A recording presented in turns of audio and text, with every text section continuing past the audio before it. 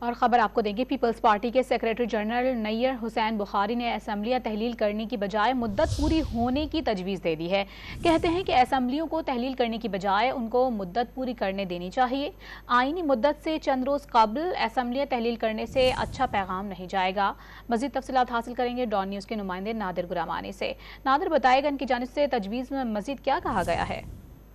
دیکھیں، Peoples party کے secretary general نیر بخاری نے یہ تجویز دی ہے کہ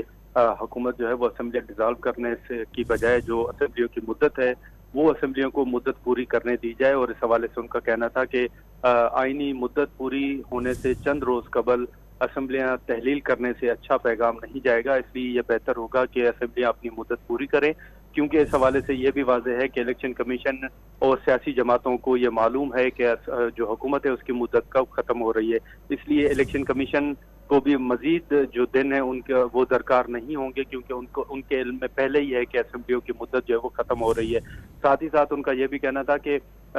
جو اس وقت 30 دن مزید حاصل کرنے کی بات کی جا رہی ہے تو وہ بھی مناسب نہیں ہوگا۔ چند روز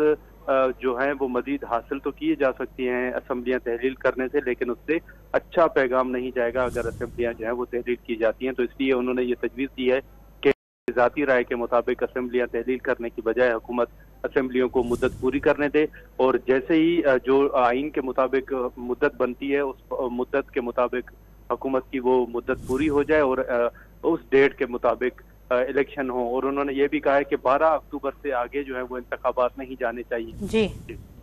بہت شکریہ نادر غلامانی آپ کا۔